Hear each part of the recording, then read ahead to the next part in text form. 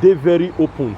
Now person be this one when they walk in dog now, they very important and necessary say they must walk dog. So lockdown no affect. If you see a lockdown when they for Italy, they never stay open. Lockdown still day, but many things they presently see am na aeronautics where they say electronics, they never stay open, but look and they open. Lockdown still day because they know say 1 or 2 people go need so many of these informations like that. So because of that, if they open with the queue now, you see as a person the queue now won't enter. So the way Nigerians they do lockdown, not be so. You can't see that you use block road, block this one. No, they build borders. No, for just temporary something. So we the government to get roles to play, and the citizens too get enough role to play. You understand that? Lockdown not mean so and people there and we were everywhere. They coordinate people when we enter. Before you enter, you make sure you wear nose mask and you do some necessary things. Say and lockdown, the movement day everywhere. Movement day, but you must get weird because people not go die for inside house. Person when not get food, you they cure coronavirus or hunger virus go keep people. See and people they move everywhere, people they work, people they do things where they won't do. You know if you say because of coronavirus, you they cure coronavirus, people will come they die. Hunger will come they keep people. People not go know what thing they won't do. You understand that? So we must guide ourselves. We must guide ourselves jealously. We must protect ourselves. We must use brain for anything at all where we they do. Not be because the person just come outside now, police will just come they harass the person. You don't know why the person come outside. Many people they don't kill many people they don't beat many people, they don't even, you not go ever see them, you not go ever see police. The police come here now, he go ask you question, he go know why you come out. You say lockdown they not mean say you not go chop food. Say lockdown they not mean say you not go do 1 or 2 things. Yes, if you see this road now, the very one busy area, but now people when be saying now something carry them come outside genuinely and then they outside. If you come, you must queue, you must stay. Not be where you just come, you just rush, put inside. You understand? They go make sure say people when they inside, not they crowded. You understand them? But they obey the rules and regulation. Cars they, things they, people they move. Even if you get enough money for house, you install everything, food they, you must get one thing when one carry you come outside. And they must give you that chance, do that thing when you want to do, then you will still go back.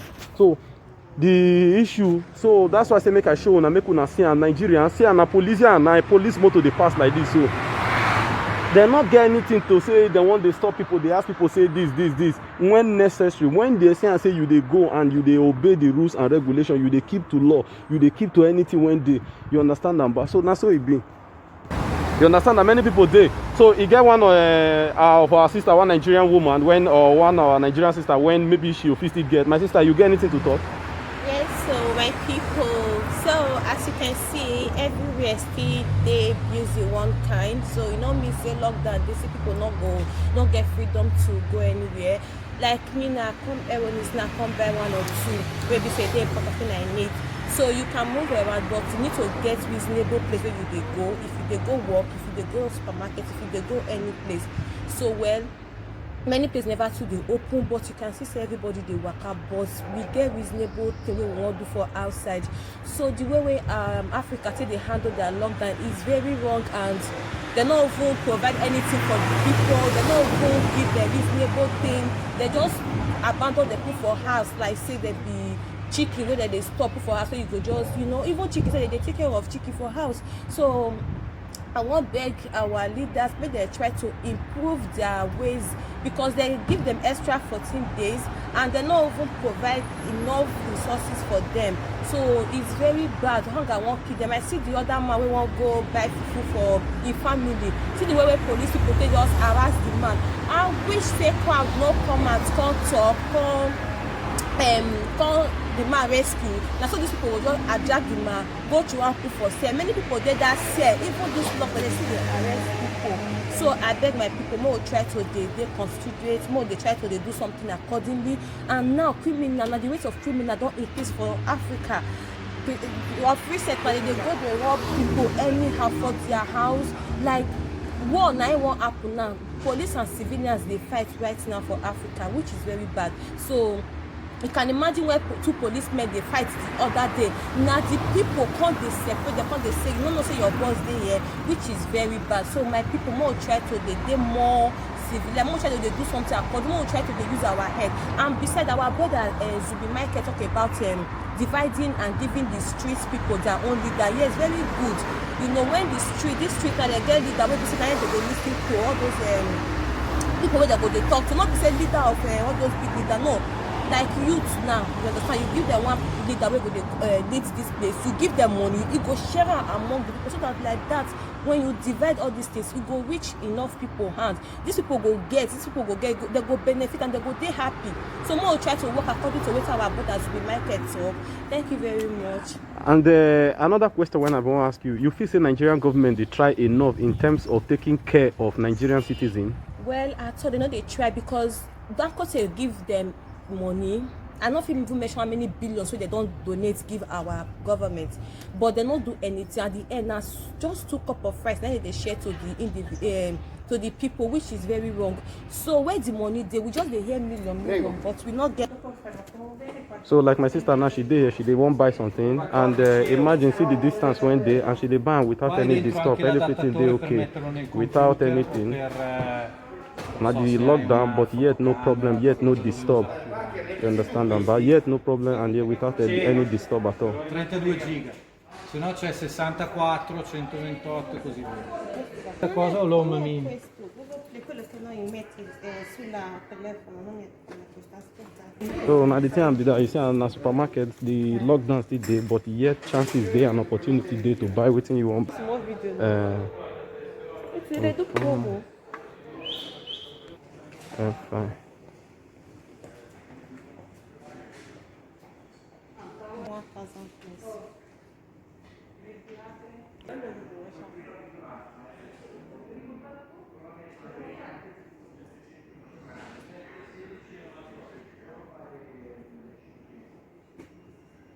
So you get 1 or 2 things when go fit still they carry people come outside, you come buy something. Not be say government not go allow, they will just lock person down, you understand that? You see? So 1 or 2 things they when go everly they carry person come outside, even if lockdown day, you understand that? Things they generally where go they carry us come outside, all those things. So government need to teach our security agencies, they need to enlighten these people, tell them rules and regulations when they guide this lockdown. Not because you don't say lockdown, you see anybody outside, you won't on the killer.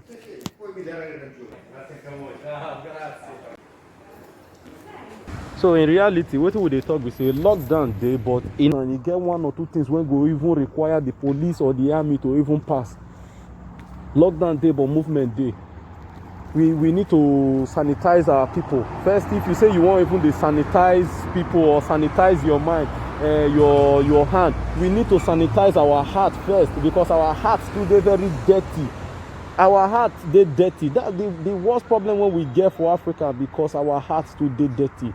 See like this place now, see the distance when people give, see the distance where people nobody near each other. The distance person they walk on their own, they walk out without any disturb, they walk out without anything. If you see anybody when stand, you will say that they respect the rules and regulations, the law. So the issue of say this one, that one because of coronavirus, then the masses, we need to help these people. If you not give somebody help, you cannot tell them to sit in the house. Sit in the house doing what? What if they go sit in the house they do? They're not getting anything that they do. They not get food. You understand? They not get food. You understand? €5 plus €9. Anywhere, things there, it get very important movement. It get very important movement when people go they make, you understand? It not mean say just because say coronavirus there and they say social distancing and lockdown movement not go there. Even the place where they even lock down, you get 1 or 2 things when go even require the police or the army to even pass. Lockdown day but movement day. We need to sanitize our people. First, if you say you want even to sanitize people or sanitize your mind, your hand, we need to sanitize our heart first, because our hearts today very dirty. Our hearts they dirty. That's the worst problem when we get for Africa, because our hearts today dirty. See like this place now, see the distance when people give, see the distance where people, nobody near each other. The distance person they waka on his own, they waka without any disturb, they waka without anything. If you see anybody when stand, you will say and they respect the rules and regulation, the law. So the issue of say this one, that one because of coronavirus, then the masses, we need to help these people. If you not give somebody help, you cannot tell them to sit in the house. Sit in the house doing what? What if they go sit in the house they do? They not get anything what they do. They not get food. You understand?